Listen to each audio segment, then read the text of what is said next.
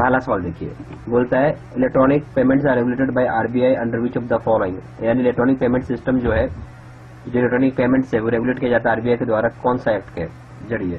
तो पहला ऑप्शन है आपका बैंकिंग रेगुलेशन एक्ट, दूसरा इंफॉर्मेशन टेक्नोलॉजी एक्ट 2000, तीसरा है पेमेंट एंड सेटलमेंट एक्ट 2007, चौथा है आपका ऑल द अबव। जो सही ऑप्शन है इस केस में वो क्या है आपका payment and settlement system act 2007।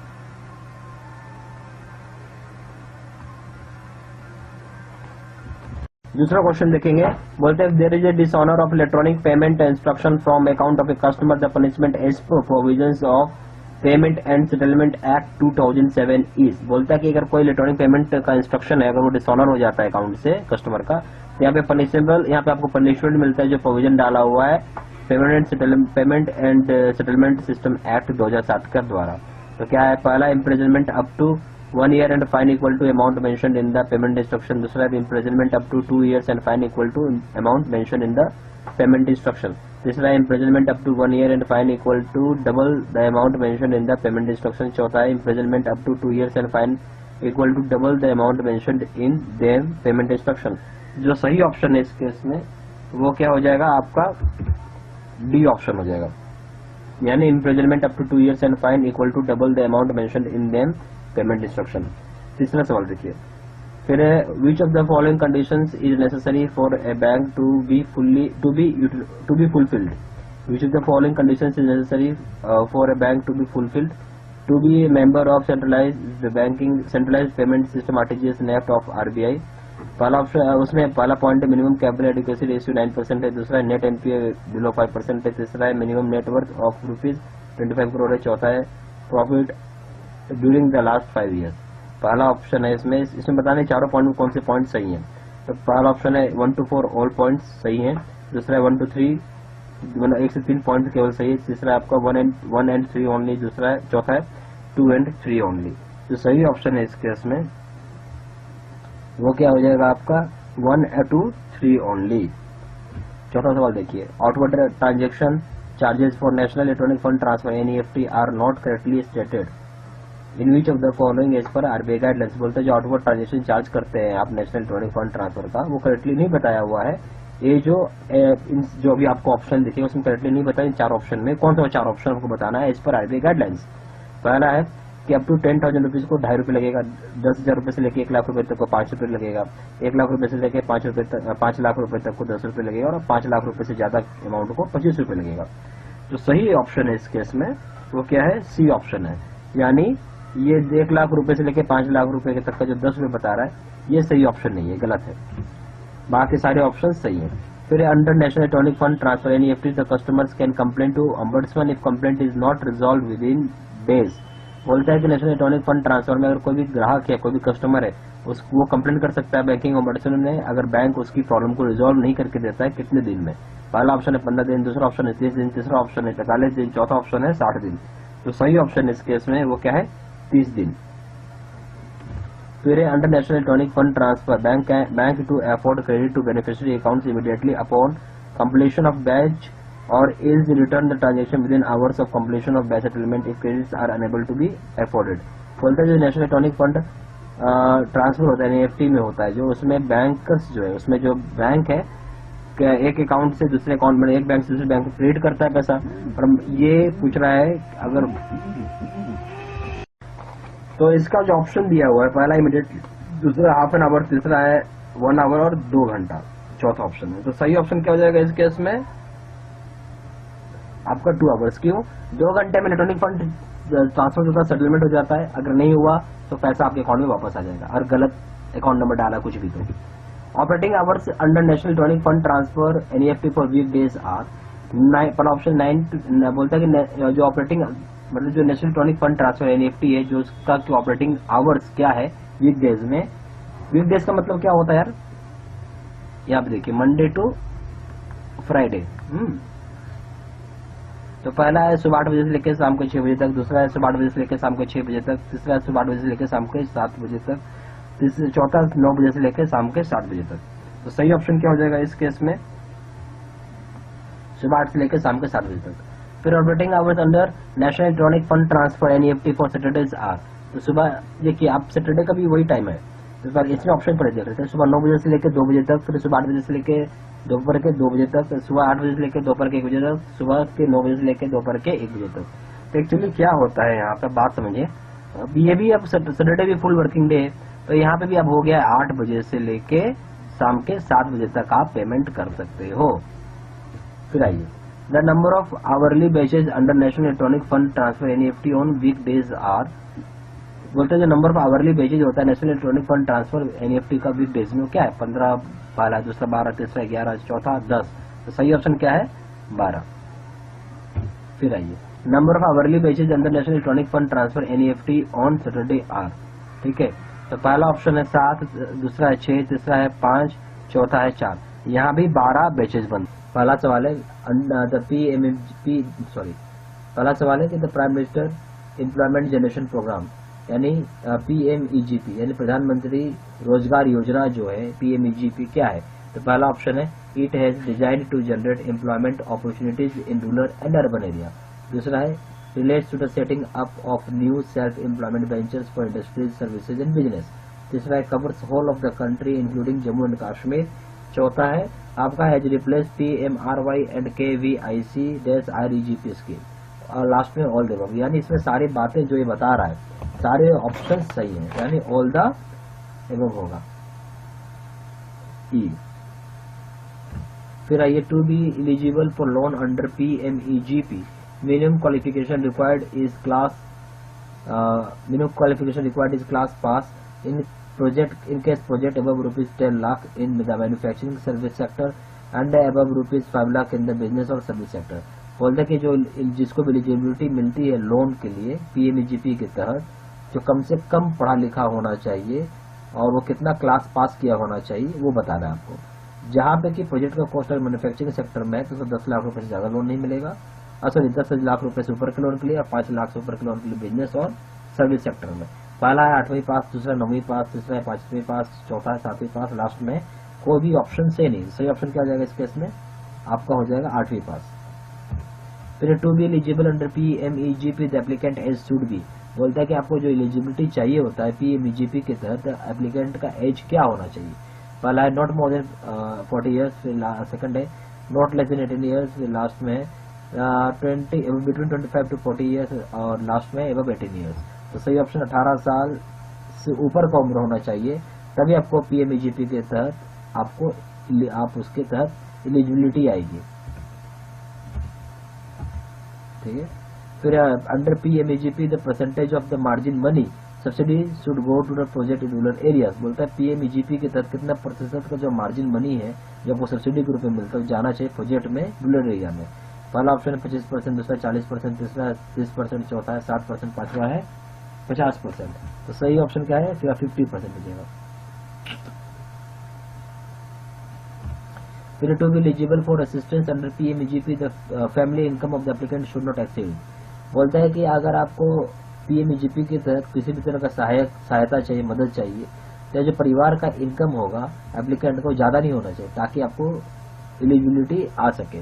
पहला 24 रुपए पर एनम, दूसरा है 30 रुपए पर एनम, तीसरा है आपका 40 रुपए पर एनम, चौथा है 60 रुपए पर एनम, लास्ट में कोई भी लिमिट नहीं है।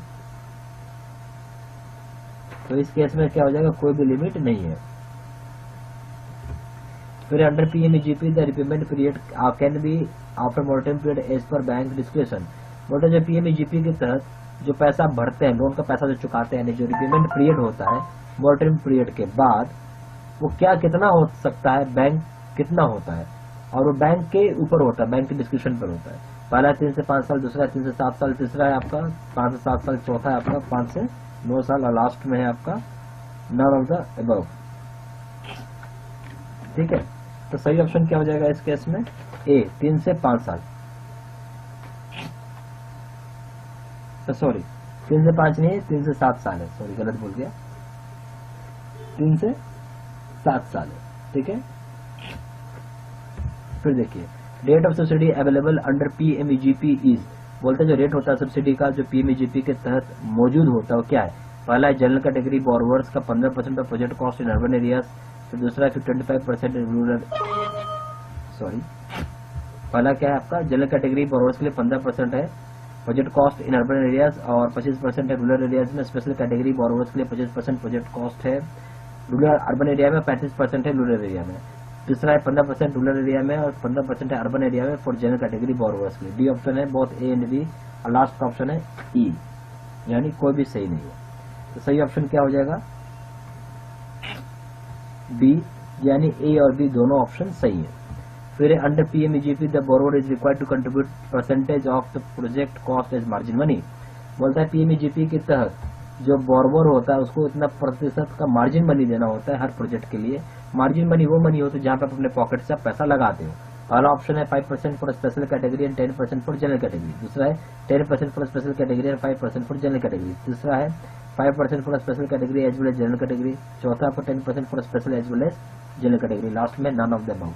जो सही ऑप्शन इस केस में वो है ए, यानी आपका 5% फॉर स्पेशल कैटेगरी और 10% फॉर जनरल कैटेगरी बोरोवर के लिए। फिर maximum project cost in case of single borrower for business and service category under PMEGP is. बोलता है कि जो आपका सिंगल बोरोवर होता है जो कि बिजनेस और सर्विस कैटेगरी के अंडर में आता है पीएमईजीपी स्कीम के तहत, तो अब कितना maximum amount of project cost हो सकता है? पहला है 10 लाख रुपए, दूसरा 25 लाख, तीसरा 5 लाख, चौथा है 2 लाख, लास्ट में इनमें से कोई भी ऑप्शन सही नहीं है। तो सही ऑप्शन क्या? 10 लाख रुपए तक का आपका प्रोजेक्ट कॉस्ट हो सकता है। फिर under PMEGP scheme the rural area means place notified as rural area in revenue records and with population. बोलता है पीएमईजीपी स्कीम के तहत रूरल एरिया जो है, जिसका मतलब है कि वहाँ पे जो प्लेसेस नोटिफाइड है रूरल एरिया में रेवेन्यू रिकॉर्ड्स में जनसंख्या के साथ, पहला है 10,000 रुपए, फिर दूसरा है 10,000 से कम रुपए, तीसरा है अप टू यानी ज्यादा 50,000 रुपए, और लास्ट में है ज्यादा 20,000 रुपए, और जो पांचवा है इनमें से कोई भी सही नहीं है। तो सही ऑप्शन क्या हो जाएगा?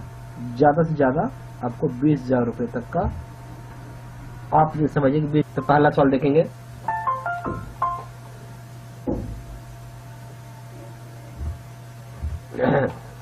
What is the income criteria in case of DRI eligibility. क्या इनकम क्राइटेरिया होता है अगर डीआरआई एलिजिबिलिटी का केस में? तो यहाँ पे पहला ऑप्शन है rupees 11,800 in urban areas and rupees 11,250 rupees in rural areas. दूसरा है all persons below poverty line. तीसरा है आपका rupees 18,000 in rural areas and rupees 24,000 in urban areas. और चौथा आपका rupees 24,000 in rural areas and rupees 18,000 in urban area.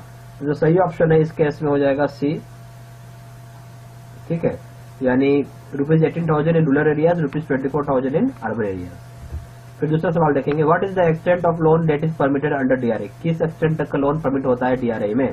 पहला है economic activity up to rupees 15,000, दूसरा है अप टू रुपीज 5,000 as additional loan to disabled person, तीसरा है housing loan up to rupees 20,000 to SC/ST और अंडर इंदिरा आवास योजना। फिर चौथा है ऑल द अबव। तो सही ऑप्शन इस केस में सारे ऑप्शन सही हैं, यानी all the above. What is the amount of subsidy margin और rate of interest in DRI. तो क्या आपका अमाउंट है सब्सिडी का, मार्जिन का, या फिर रेट ऑफ इंटरेस्ट डीआरआई में? सब्सिडी है 15%, मार्जिन है 5%। पहला ऑप्शन सब्सिडी 15% है, बी ऑप्शन मार्जिन 5% है, सी है rate of interest 4% for loan up to rupees 6,500 and above that normal rate. चौथा है आपका no margin and subsidy and rate of interest 4%। तो सही ऑप्शन है इस केस में डी, यानी किसी भी तरह का कोई मार्जिन नहीं चाहिए जब भी आप लोन लेने जाते हैं, और आपको सब्सिडी भी मिलेगा, रेट ऑफ इंटरेस्ट जो है 4% है। फिर repayment period in DRI is, बोलता है जो रिपेमेंट पीरियड यानी पैसा भरने का जो समय होता है डीआरआई में वो क्या है? पहला ऑप्शन है 5 years plus moratorium of 2 years, दूसरा है 5 years inclusive of moratorium up to 2 years, तीसरा है 5 years inclusive of moratorium period to be decided by the banks, चौथा है 7 years plus moratorium period of 3 years। तो यहाँ पे जो सही ऑप्शन है रिपेमेंट पीरियड डीआरआई का वो है 5 years inclusive of moratorium period up to 2 years। बोलता है कि 5 साल का पीरियड होता है, इसमें मॉरेटोरियम पीरियड 2 साल तक आप दे सकते हैं, इसी पीरियड के भीतर पैसा आपको भर देना है डीआरआई का, B option. Maximum amount of loan under DRI scheme other than housing loan to SC/ST। बोलता है मैक्सिमम अमाउंट का लोन क्या होगा डीआरआई स्कीम में हाउसिंग लोन के अलावा SC/ST को? पहला है रुपीज 1,000, दूसरा है रुपीज 5,000, तीसरा है रुपीज 6,500, चौथा है रुपीज 20,000 और पांचवा है रुपीज 15,000। जो सही ऑप्शन है वो है रुपीज 15,000, फिर at least 10% of total advances granted under DRA scheme should go to the SC/ST। बोलता है एटलीस्ट कितना, मतलब कम से कम कितना प्रतिशत का जो टोटल एडवांस होगा DRA स्कीम के तहत वो जाना चाहिए SC/ST लोगों को। पहला है यहाँ पे 22.5%, दूसरा है आपका 25%, तीसरा 40%, चौथा 50%, पांचवा है नन ऑफ दिस। जो सही ऑप्शन है वो है सी, यानी आपका हो गया 40%। फिर है ऑफ एडवांसेस ग्रांटेड, अब बोलता है कितना बोलता है कितना एडवांस का ग्रांट किया जाएगा DRA स्कीम में, जो कि ग्रांट किया जाता है रूरल और सेमी अर्बन ब्रांचेज में। पहला है 1/4, मतलब कितना प्रतिशत का या कितना परसेंटेज बोले या कितना पार्ट बोले लोन का एडवांसेस ग्रांट करेंगे DRA स्कीम में, जो कि ग्रांट किया जाता है रूरल और सेमी अर्बन ब्रांचेस के थ्रू। पहला है 1/4, दूसरा 1/3, तीसरा है 1/2, चौथा है हाफ, पांचवा है none of this.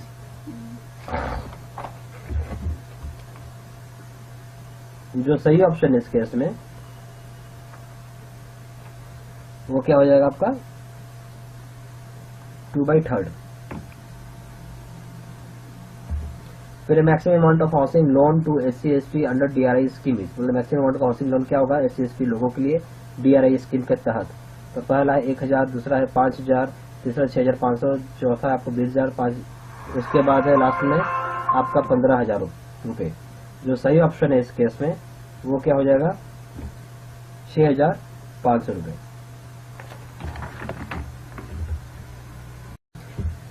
For being eligible under DRI scheme, the annual income of the beneficiary should not be more than, बोलता है कि अगर आपको एलिजिबिलिटी लेना होगा DRI स्कीम के तहत, तो एनुअल इनकम है बेनिफिशियरी का जिसको बेनिफिट मिल रहा है उसका पैसा कितने रुपए से ज्यादा नहीं होना चाहिए। पहला है 18,000 रुपए गाँव में और सेमी अर्बन एरियाज में, दूसरा 18,000 रुपए गाँव में और 24,000 रुपए अर्बन एरियाज में, तीसरा 18,000 रुपए गाँव में रूरल एरिया में और 24,000 रुपए सेमी अर्बन और अर्बन एरियाज में, चौथा है बोथ A एंड B, पांचवा है इनमें से कोई भी सही नहीं है।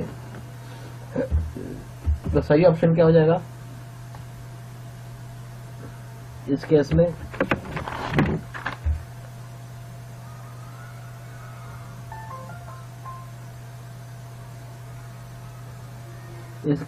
सही ऑप्शन हो जाएगा आपका सी। ठीक है, फिर है विच of the following is not correct regarding DRI scheme, इनमें से कौन सा ऑप्शन सही नहीं है रिगार्डिंग DRI स्कीम के ऊपर। पहला है नो सब्सिडीज अवेलेबल, दूसरा मार्जिन इज नील, तीसरा कोलेटरल सिक्योरिटी और third party guarantee not to be taken even if ordered, चौथा आपका maximum repayment period is 5 years including initial monitoring of 2 years, none of this. तो इस case में सही option हो जाएगा, कौन सा ऑप्शन सही नहीं है। सारे ऑप्शंस जितने बताए गए हैं सारे चीज करेक्ट है इसमें, तो इसमें सही नहीं वाला कोई भी ऑप्शन नहीं है, सारे ऑप्शंस करेक्ट है, इसलिए गलत है पहला सवाल। Which of the following can not be treated as a part of computer hardware, इनमें से कौन सा ऐसा चीज है जिसको हम ट्रीट नहीं कर सकते हैं कंप्यूटर हार्डवेयर के रूप में। तो पहला ऑप्शन आता है आपका मदरबोर्ड, दूसरा ऑप्शन है कार्ड, तीसरा ऑप्शन है मेमोरी, चौथा ऑप्शन है पोर्ट, पांचवा ऑप्शन है पावर सप्लाई। जो सही ऑप्शन है वो क्या हो जाएगा इस केस में मेमोरी, बाकी सारे हार्डवेयर है, मेमोरी हार्डवेयर नहीं होता।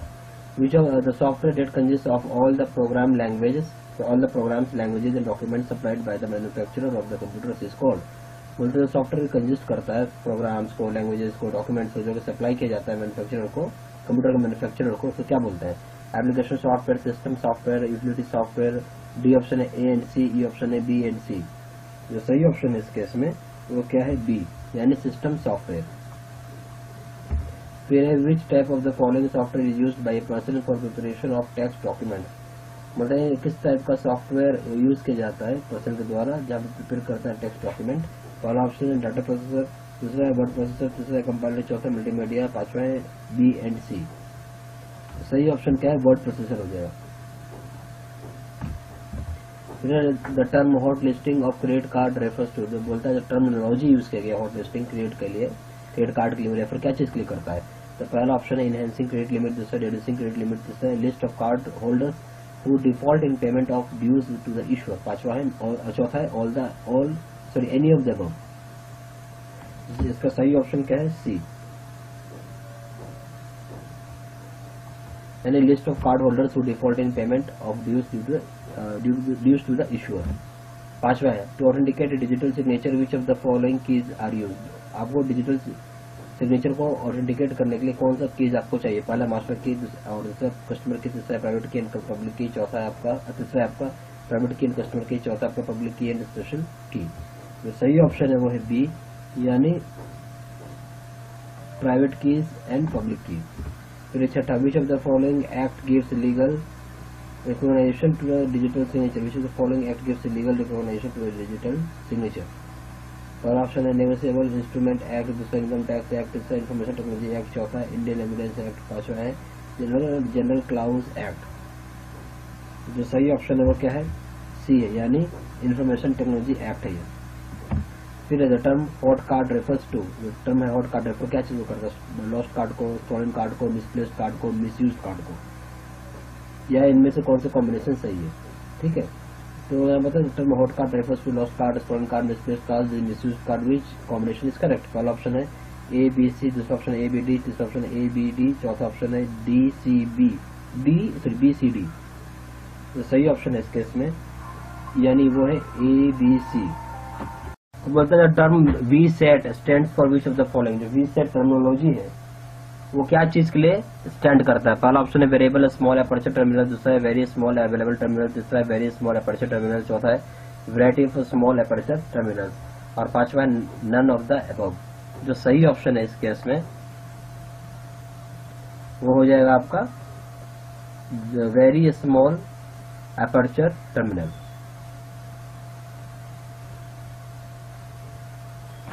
सी ऑप्शन। फिर देखिए the frauds and other kind of crimes that happen on the internet network are called.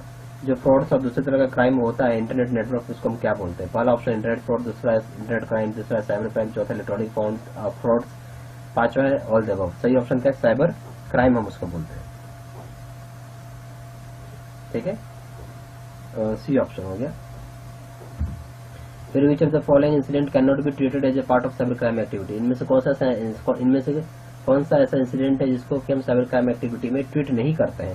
पहला हो जाएगा डायसर्फिंग डोमेन नेम, दूसरा हो जाएगा मिसकॉन्फिगरिंग ए वेबसाइट, तीसरा हो जाएगा misusing a credit card, चौथा हो जाएगा transmitting data from one part of the globe to another, पांचवा हो जाएगा using the network for drug trafficking. जो साइबर क्राइम एक्टिविटी में नहीं आता है वो हो जाएगा यूजिंग द नेटवर्क। तो पहला सवाल देखेंगे, under national rural livelihood mission NRLM to strengthen their institutional and financial management capacity and build a good credit history within the group, the self-help group is provided revolving fund of। तो बोलता है कि जो national rural livelihood mission है यानी NRLM है, उसको ताकत मिलता है या ताकत दिया जाता है ताकि जो उसका इंस्टीट्यूशनल और जो फाइनेंशियल मैनेजमेंट की जो कैपेसिटी है और वो बना सके बढ़िया क्रेडिट हिस्ट्री ग्रुप के भीतर। यहाँ पे जो सेल्फ हेल्प ग्रुप है उसको एक फंड मिलता है जो कि रिवॉल्व करता है। यानी रिवॉल्व का मतलब क्या है? जमा करिएगा, अभी आप कर्जा ले लिया, फिर पैसा आपने भर दिया कर्जा का, फिर आप वही पैसा कर्जा ले लेंगे, फिर भर देंगे, पैसा ले लेंगे कर्जा, फिर भर देंगे, इसी को बोलते हैं। तो पहला ऑप्शन है 10,000 रुपये, दूसरा है 20,000 रुपये, तीसरा आपका बिटवीन 10,000 मतलब 10,000 और 15,000 के बीच में, चौथा आपका 10,000 से 20,000 के बीच में। तो सही ऑप्शन क्या हो जाएगा इस केस में? डी, 10,000 से आपका पहला क्या हो जाएगा आपका 10,000 से 20,000 के बीच का इनकम है, बीच का फंड आपको मिलेगा। फिर देखिए फिर क्या बोलता है, what is the amount of capacity subsidy available under national rural livelihood mission NRLM scheme. बोलता है कितना अमाउंट का जो कैपिटल सब्सिडी मिलता है NRLM यानी national rural livelihood mission scheme के तहत। पहला 30% ऑफ इंडिविजुअल, दूसरा है 50% ऑफ सेल्फ हेल्प ग्रुप, तीसरा 40% ऑफ SC ST, चौथा है कोई कैपिटल कैपेसिटी अवेलेबल नहीं है। तो यहाँ पे जो सेकंड ऑप्शन है वो है डी, यानी किसी भी तरह का कोई कैपिटल कैपेसिटी अवेलेबल नहीं है। ठीक है, अवेलेबल नहीं होना चाहिए। ठीक है, तो पहला तीसरा है the interest subvention under NRLM यानी national rural livelihood mission scheme is, यानी जो इंटरेस्ट सबवेंशन आपको एक फैसिलिटी मिलता है नेशनल रूरल लिवलीहुड मिशन के तहत यानी NRLM स्कीम के तहत, वो क्या है? पहला 2%, दूसरा है 3%, चौथा है तीसरा है आपका 4%, चौथा है difference between lending rate of the bank and 7%, maximum being 5.5%। तो इस केस में जो सही ऑप्शन है वो है डी, यानी यहाँ पे डिफरेंस मिलता है कितना लेंडिंग रेट है बैंक का, और वो ज़्यादा से ज़्यादा 7% का मैक्सिमम होता है। बेसिकली यहाँ 5.5% आपको मिलेगा। The interest subvention is available under national rural livelihood mission NRLM if the amount of the loan to the women self-help group is restricted to rupees and rate of return from the borrower is। बोलता जो interest subvention का facility मिला हुआ national rural livelihood mission NRLM के तहत, और जितनी भी औरतें हैं सेल्फ हेल्प ग्रुप को, उनको कितना रुपए का लोन का अमाउंट मिलेगा, और कितना लोन का अमाउंट रेस्ट्रिक्टेड, और क्या रेट ऑफ इंटरेस्ट होगा पर बोरोवर। पहला है ₹1,00,000 और 7%, दूसरा है ₹3,00,000 और 7%, तीसरा आपका ₹3,00,000 और 5%, चौथा आपका ₹5,00,000 और 5%। जो सही ऑप्शन है इस केस में वो है बी, यानी ₹3,00,000 and 7%। Where additional interest subvention is available under NRLM for prompt repayment of the loan by the women self-help group is a self-help group at percentage, which brings the effective rate of interest to percentage।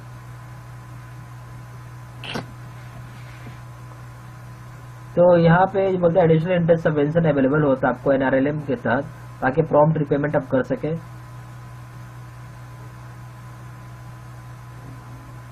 ठीक है, loan का जो कि women के लिए होता है self help group का, कितना प्रतिशत होता है, ताकि यहाँ पे इफेक्टिव इंटरेस्ट रेट जो लागू हो सके। तो पहला 2%, फिर 5%, फिर दूसरा 2%, 4%, तीसरा है 3%, 4%, चौथा है 3% और 5%। जो सही ऑप्शन इस केस में सी है, यानी 3% और 4%। फिर what is the amount of loan as first dose under NRLM and national rural livelihood mission. तो पहला ऑप्शन है, मतलब बोलता है कि कितना अमाउंट का लोन जो होता है फर्स्ट डोज माना जाता है under national rural livelihood mission के तहत। पहला ऑप्शन है 4 से 8 टाइम्स जो भी प्रपोज्ड कॉर्पस होगा 1 साल का, या फिर 50,000 रुपए, दोनों में से जो भी ज्यादा हो। या फिर दूसरा ऑप्शन है 4 से 8 टाइम होगा जो प्रपोज्ड कॉर्पस से, कॉर्पस मतलब फंड 1 साल का, या फिर 50,000 रुपए, दोनों में से जो भी कम हो। या फिर 5 से 10 टाइम्स आपको मिलेगा प्रपोज्ड कॉर्पस का 1 साल के भीतर, या फिर 1 लाख रुपए, दोनों में से जो ज्यादा हो। या फिर 5 से 10 टाइम प्रपोज्ड कॉर्पस लेगा 1 साल का 1 लाख रुपए, या फिर 1 लाख रुपए, दोनों में से जो भी कम हो। जो सही ऑप्शन है इस केस में वो है ए, यानी 4 से 8 टाइम मिलेगा प्रपोज्ड कॉर्पस का 1 साल के भीतर, और या फिर 50,000 रुपए, दोनों में से जो भी ज्यादा होगा। फिर है what is the amount of loan A second dose under national rural livelihood mission NRLM। बोलता है क्या अमाउंट ऑफ लोन का रहेगा सेकंड डोज के रूप में national rural livelihood mission NRLM के तहत। पहला ऑप्शन है 4 से 8 टाइम जो प्रपोज्ड कॉर्पस है 1 साल में, या फिर 50,000 रुपए, दोनों में से जो ज्यादा रहा। दूसरा है 4 से 8 टाइम जो भी प्रपोज्ड कॉर्पस है 1 साल का, या फिर 50,000 रुपए, दोनों में से जो कम रहा। या 5 से 10 टाइम जो भी प्रपोज्ड कॉर्पस है 1 साल का, या फिर 1 लाख रुपए, दोनों में से जो ज्यादा रहा। या फिर 5 से 10 गुना जो भी प्रपोज्ड कॉर्पस है 1 साल का वो, या फिर 1 लाख रुपए, दोनों में से जो कम है। तो यहाँ पे जो हो जाएगा आपका सी ऑप्शन हो जाएगा। सी क्या है, 5 से 10 टाइम्स जो भी आपका प्रपोज्ड कॉर्पस है 1 साल का, या फिर 1 लाख रुपए, दोनों में से जो भी ज्यादा होगा। फिर what is the amount of loan as third dose under national rural livelihood mission NRLM। बोलता है क्या अमाउंट का लोन जो होगा थर्ड डोज मिलता है नेशनल रूरल लिवलीहुड मिशन के तहत NRLM के तहत। तो पहला ऑप्शन है मिनिमम 2 लाख रुपए, दूसरा मैक्सिमम 2 लाख रुपए, तीसरा है 2 लाख रुपए से 5 लाख रुपए के बीच में, चौथा है आपका 5 लाख से 10 लाख रुपए के बीच में। जो सही ऑप्शन है इस केस में वो है एक, कम से कम 2 लाख रुपए आपको मिलेगा एज थर्ड डोज। फिर आपका what is amount of loan as fourth dose under national rural livelihood mission NRLM। बोलता है क्या अमाउंट का लोन मिल सकता है चौथे डोज के रूप में नेशनल रूरल लिवलीहुड मिशन के में, यानी NRLM में। पहला है आपका मिनिमम 2 लाख रुपए, दूसरा मैक्सिमम 2 लाख रुपए, तीसरा है 2 लाख से 5 लाख के बीच में, चौथा है 5 लाख से 10 लाख रुपए के बीच में।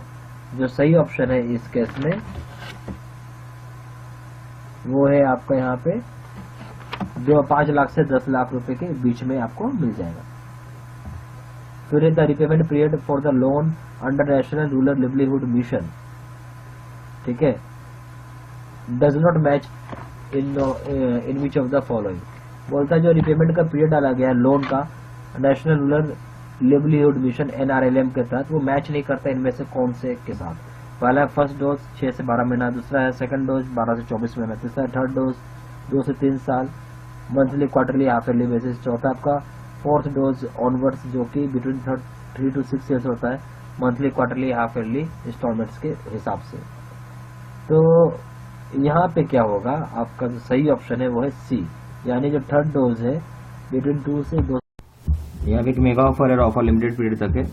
यहाँ आपको जेआईबी और सीआईबी कोर्सेज कराया जाता है, सारे कोर्सेज ऑनलाइन मोड पे होता है। यहाँ पे आपको लॉगिन आईडी और पासवर्ड मिलेगा, उसकी हेल्प से आप वीडियो लिख के कोर्सेज कर सकते हैं, केस स्टडी का वीडियो दे सकते हैं। 2006 क्वेश्चन बैंक रहेगा, फ्यूचर रिविजन नोट रहेगा, मॉक टेस्ट रहेगा, और जिसकी वैलिडिटी रहती है लाइफ लॉन्ग रहती है। जो जेआईबी का आपका प्रिंसिपल्स और लीगल का जो पेपर है, पीपीटी वीडियो कोर्स का दाम है 600 रुपये, face to face video course का दाम है 1200 रुपये। जेआईबी का अकाउंटिंग का पीपीटी वीडियो कोर्स का दाम है 800 रुपये, face to face video course का दाम है 1500 रुपये। जेआईबी का कॉम्बो पैक लेते हैं, अगर 3 पेपर एक साथ लेते हैं, पीपीटी वीडियो कोर्स का दाम है 1500 रुपये, face to face video course का दाम है 3000 रुपये। सीआईबी का एबीएम बीएफएम रिटेल बैंकिंग लेते हैं, पीपीटी वीडियो कोर्स का दाम 800 रुपये, face to face video course का दाम 1500 रुपये। सीआईबी का दोनों कंपलसरी पेपर लेते हैं, ABM plus BFM, PPT video course है 1500 रुपये और face to face video course है 2700 रुपये।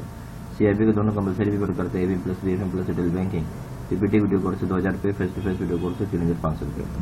ज्यादा जानकारी के लिए फोन कर सकते हैं, फोन नंबर हो गया 4x96852127, दूसरा नंबर है 7827546946।